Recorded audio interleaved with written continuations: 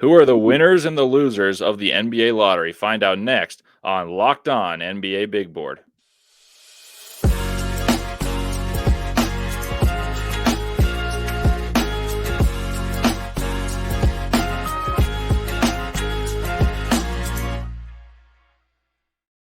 Welcome into Locked On NBA Big Board. The NBA lottery happened and it was wild. Some teams rose into the top four. The Pistons, for the third straight season, fell to number 5. What are the odds of that? Pretty darn slim. According to the ping pong balls, it seems likely. It's Richard Stayman, it's Leif Thulin. We're going to be at the Combine tomorrow, and here is our reaction of the lottery today. Richard, what's your immediate reaction? Because that was a wild showing. Like, you saw the Hawks rise up the board steadily, and then once you're in the top 4, you're like, anything can happen.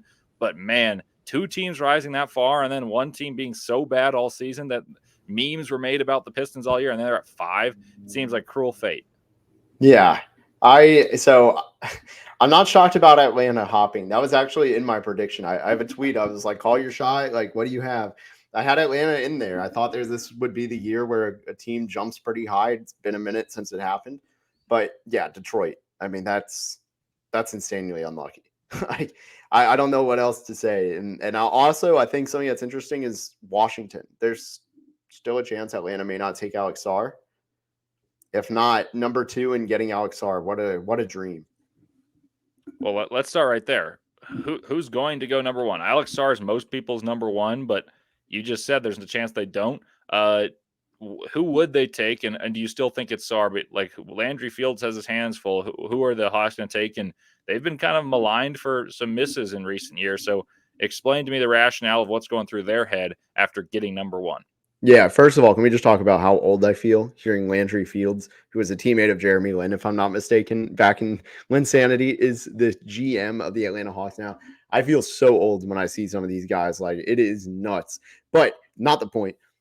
I think, look, Alex Sarr is the only player who I have yet to hear a pitch where, like, you cannot sway me going the other way. Where, like, yeah, he may not be, like, the number 1 player, but he's also probably the safest pick in the top 5. I haven't heard an argument against it, and because of that, he's also got, I think, the highest upside as a 7-foot do-it-all guy. I don't want to throw that label center that was intentional, but I think it's him. I don't care about the fit. You can trade Clint Capella, see what happens, see the market really feel it out with Onyeka Okongwu. It should be Alex Sarr. He's on a tier of his own, no matter who he ends up with it, even if they trade it.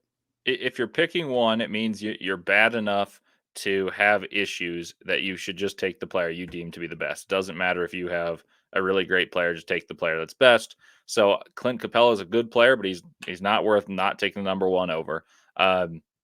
Obviously, they were very lucky to get to one, so I will not acknowledge that. But why would you, if you were not to take Sarr, who would you take in case they do think, well, we have a decent player, like maybe they trade down? Who would you take? Because you mentioned Washington would really love Sarr. Is there a chance that there's a trade up to 1 because the Hawks really aren't that bad and they could get a lot of profit? Like, the Celtics got Jason Tatum by trading 1 to 3, and it was their player anyway. So is there a chance of something similar to that? Entirely. I mean, ESPN has been convinced that Zachary Risacher is going to be the number 1 pick. If, like, for the entire cycle, if they feel like, hey, like, Risacher could be there at 3 or 2, yeah, why not?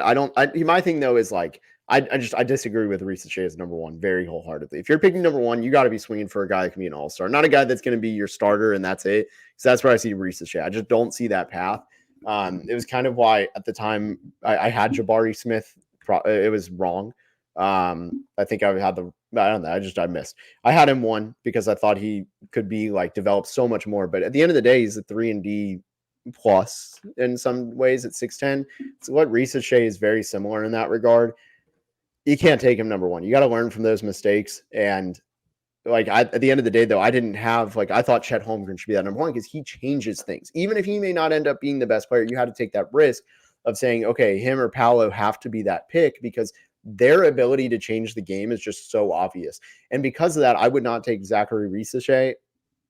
We are big Ron Holland fans. I don't think he's going to actually end up 1. The NBA versus where NBA draft Twitter is on Ron Holland are vastly different. So right now, if it's not Sarr, I really don't know who it is. Maybe Risacher. And wholeheartedly disagree with that.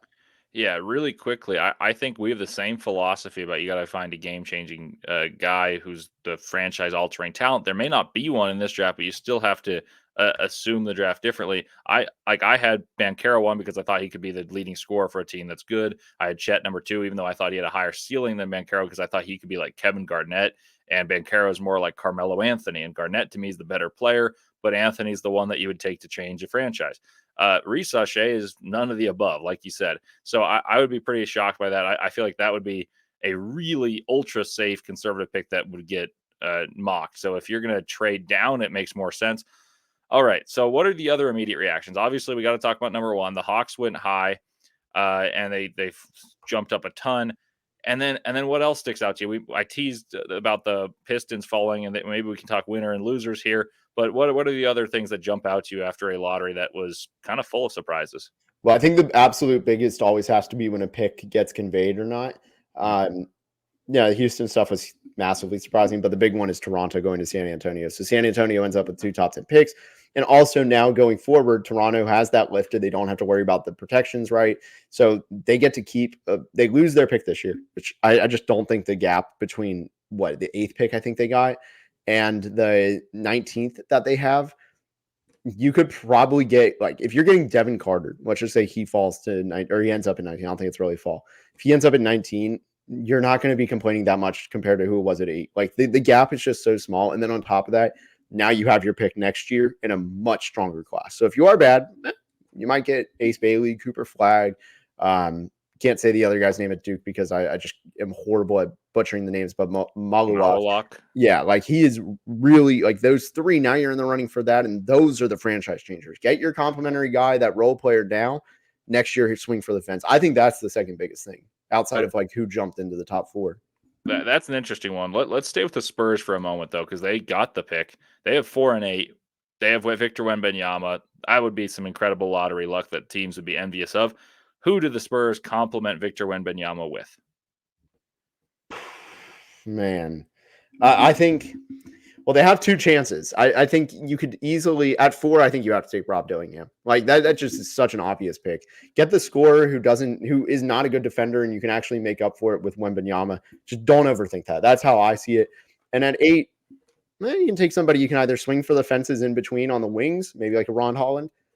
Could also draft a role player again, like a 3-and-D. They don't really have a true 3-and-D guy. Correct me if I'm wrong, but they don't have a true 3-and-D guy. You could easily, you could go Devin Vassell, but yeah, but he's so much more. Like, yeah, I mean, like, exactly. Yeah, like he's a pretty well-rounded offensively guy. I mean, the problem is there's only one 3-and-D player in the top 10, and it's Reese Shea, and you might get him at 4. I don't think you get you get Dillingham at 8.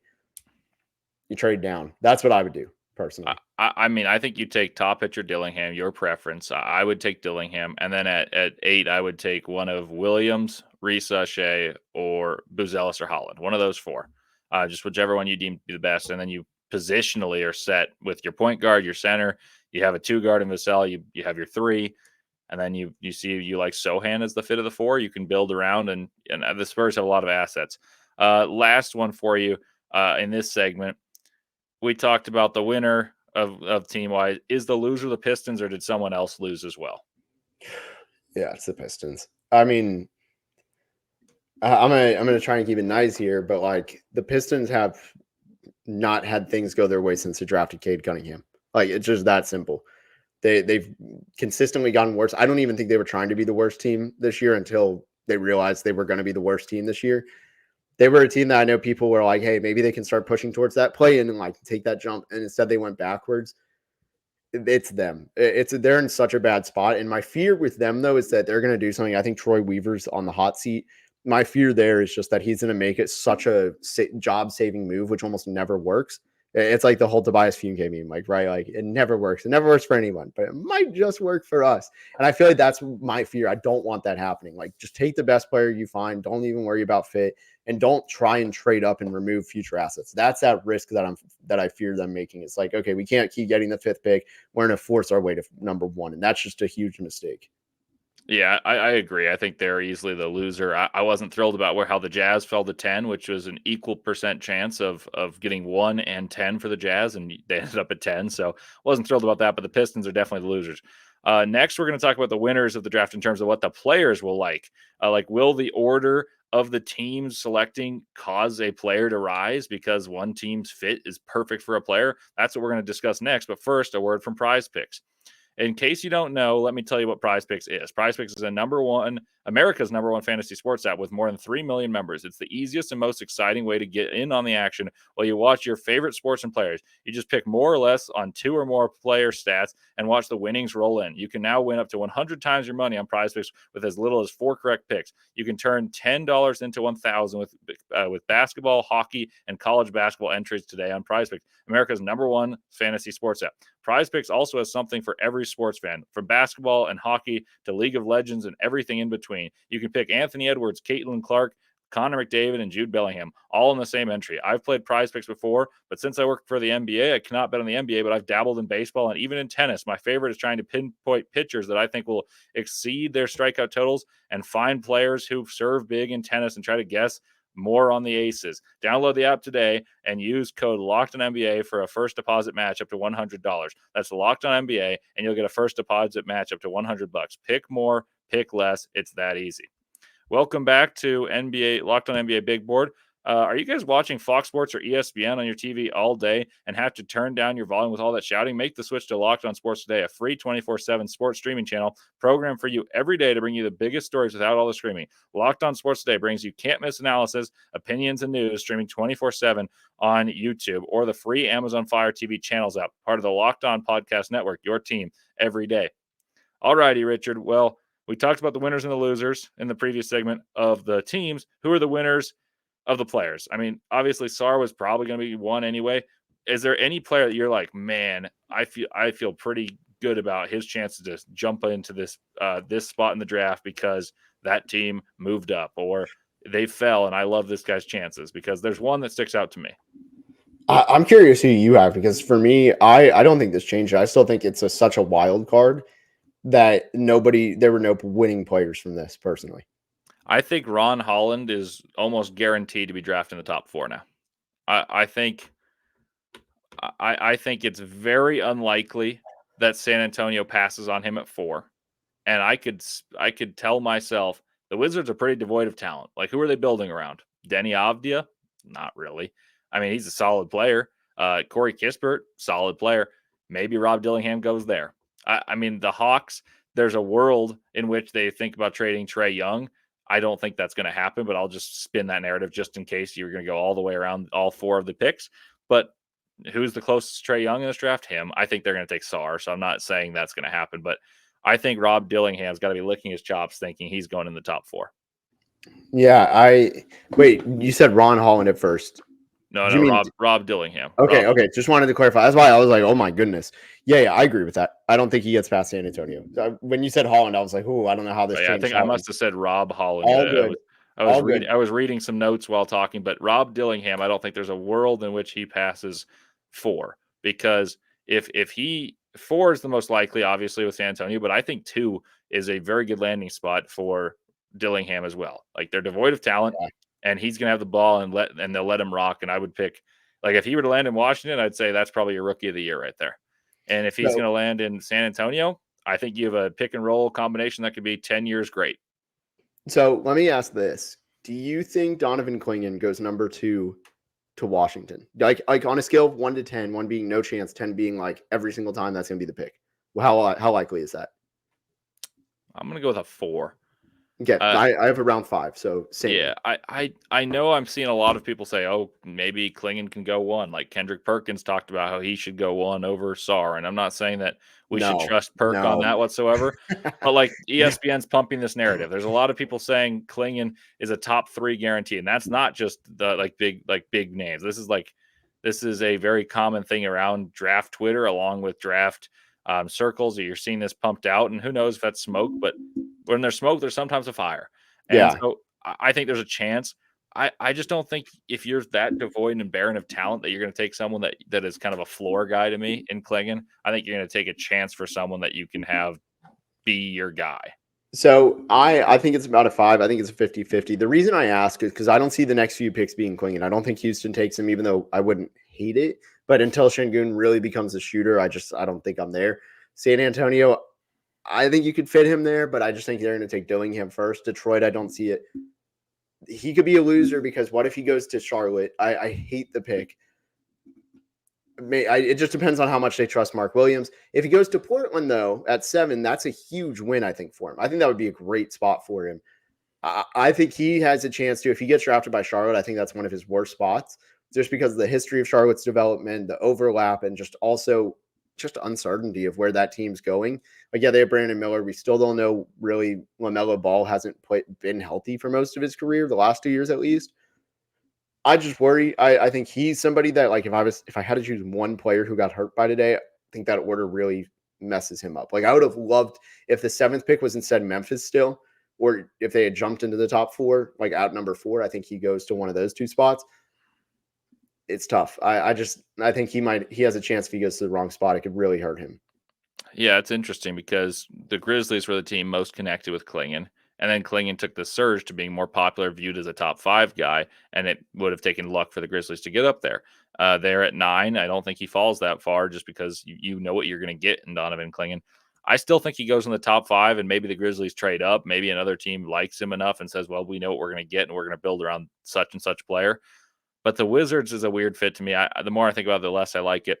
Let's talk about the Hornets, though, because we talked about the Pistons in the previous segment as a loser. The Hornets fell down. LaMelo Ball's been injured a lot. Brandon Miller was a success story, but not to the point of Victor Wembanyama, obviously. So Miller, you're going to build around. Ball, you still have it. And if you're not taking Klingon, what sticks out to you for the Charlotte Hornets? Nothing. I mean, yeah, they're definitely the second loser to me. Yeah, I have a really hard time seeing what you do. You have Brandon Miller again, LaMelo, almost tentatively. I'm hesitant to really. I've always questioned just kind of how much he wants to be in Charlotte long term, and you almost have to prepare like, okay, we can take another guard with him. Mark Williams is good, but there are just some games this year where I watched and I was just like, how can this man disappear this much in a game where he should be doing well, or at least like better than he did? Like against Durham, he did absolutely nothing a couple times. I think that's alarming.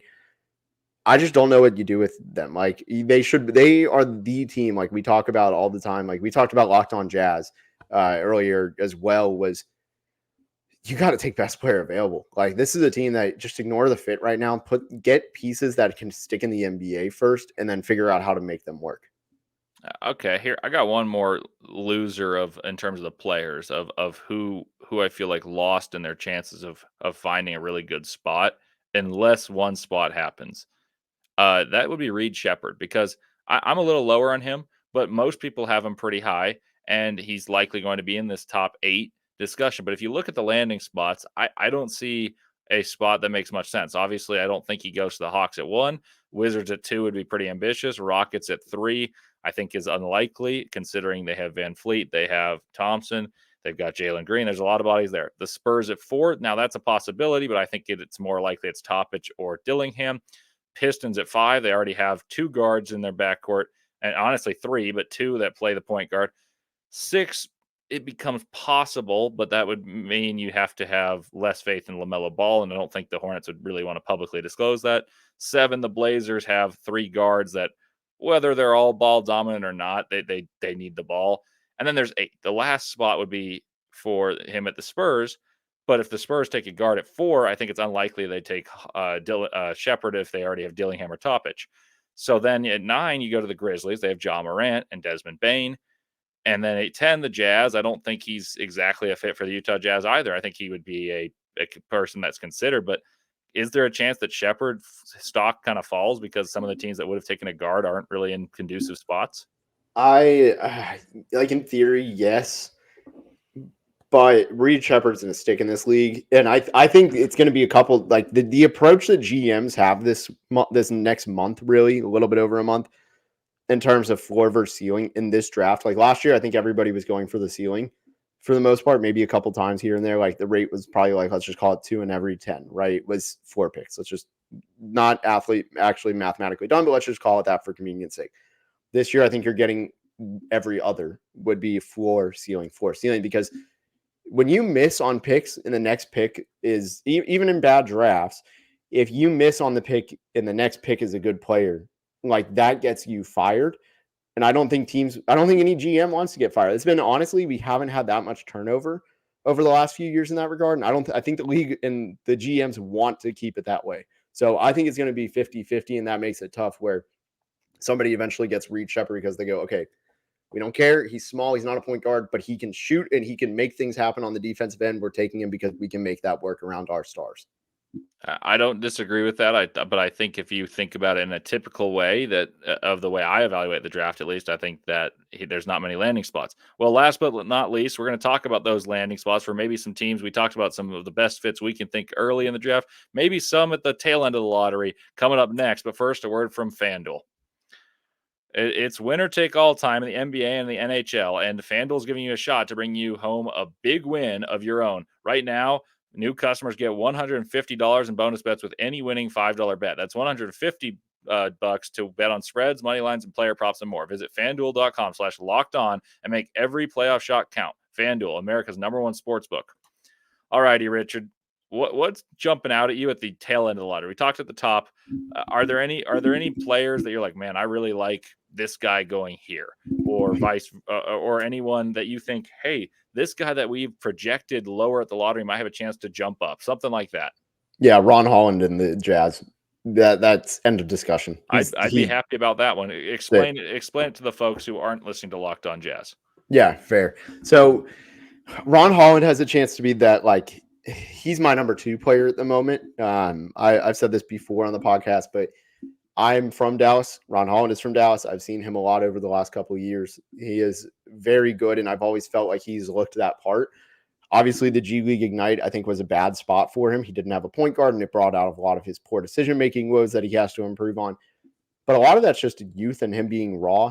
I think Utah is a really good landing spot for somebody like him to mold into that top-tier talent.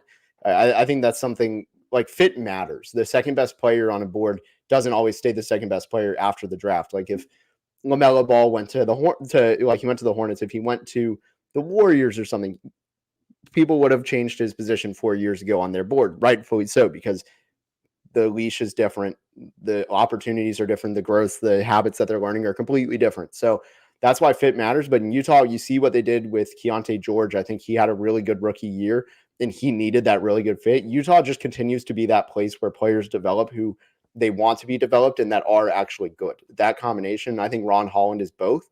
And that's why I really like him in Utah. He has the potential to be a two-way wing who can do a lot with the ball in his hands. Even if he measures at 6'6" at the combine tomorrow, I feel like he's somebody that if you put him in Utah, which is the best fit, that's it for you. And also the roster fits what Holland does.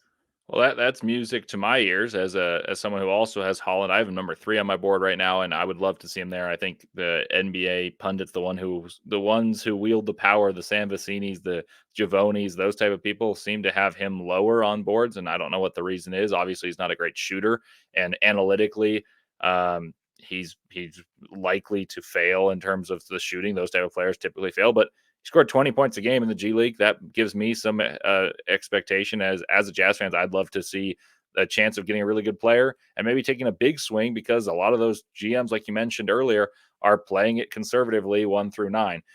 Another team that I think is interesting in this mix would be the OKC Thunder at 12. I think they can do whatever they possibly want because they have a ton, and I mean a ton of talent. They're a number 1 seed and they're young. I wonder if they go for a guy like Dalton Knecht should he fall to 12. That would be one. I don't know if he's there, but my rationale would be, look, Isaiah Joe is extremely valuable off their bench. Aaron Wiggins is really good off their bench.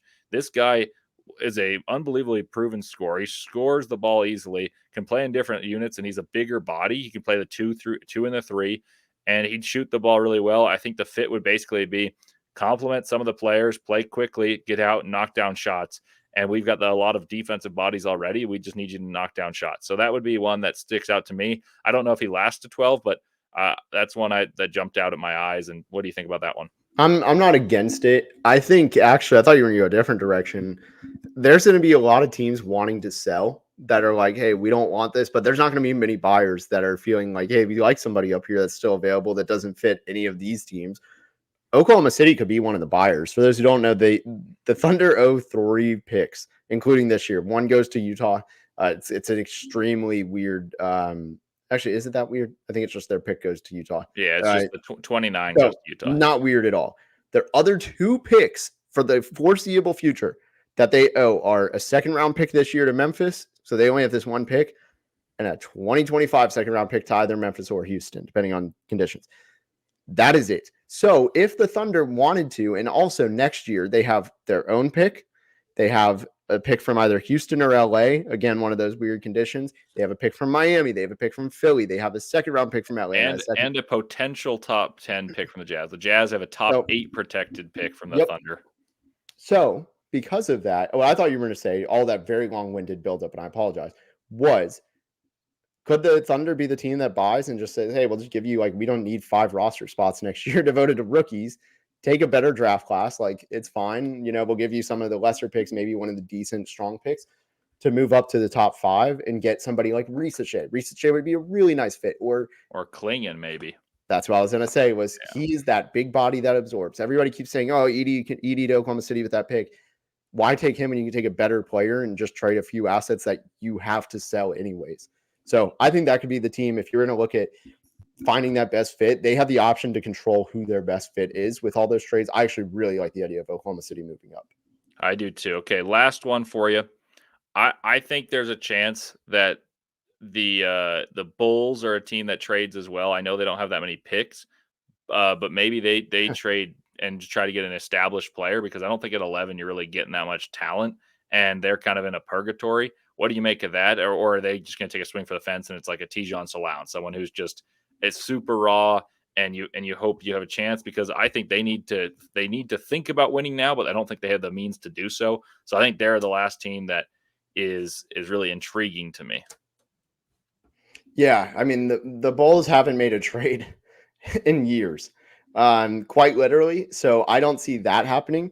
But they are that team at the back end of the lottery that needs that we need to swing for the fence mentality, because it just isn't working right now. Vucevic is not changing the franchise. DeMar DeRozan's getting older. Lonzo Ball is not going to be healthy.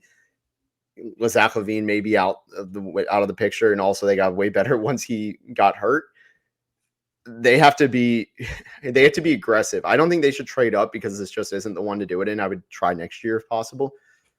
But I would say if you got a chance at somebody that like Tijon Salon is somebody I think that is really strong as a candidate. You could trade back a couple spots even for a lower price. Like that could be that trade, and then get somebody like Jalen Tyson, who I really do think has the chance to be one of the best value plays. I have him number 15 on my board. Even at taking him at straight at 11, I wouldn't hate. Like that's how high I am on him. I think if you move back just a couple spots that you can gain assets and get your guy, they have to take somebody that's going to make you better. Not only right away if you're keeping this core, but also if you move on from the core, do you have guys that you can trust to be starters in a playoff game? And that's Jalen Tyson. Yeah, I wondered if he'd be a guy that you'd say sneaks into the backside of the lottery for any of the picks. Well, we're going to have more definitive knowledge of how big these guys are, how well they shoot it, seeing them in person tomorrow. So stay with us all week long on Locked On NBA Big Board, where we're going to be at the Combine recording podcasts from the Combine in the background of the court. And I can't wait to be there. I know Richard can't. We're taking off shortly, and next time we'll be talking to you from there. But first, let me ask you guys to consider this. Locked On has launched the first ever National Sports 24/7 streaming channel on YouTube, and now it's also available on Amazon Fire TV and the free Fire TV's channel app. Locked On Sports Today is here for you 24/7, covering the top sports stories of the day with local experts on Locked On Plus, our national shows covering every league. Find Locked On Sports Today, now available on the free Fire TV channels app. Well, that'll do it from Locked On NBA Big Board. Can't wait to be with you from Chicago coming up next. Thank you guys for listening, and see you later.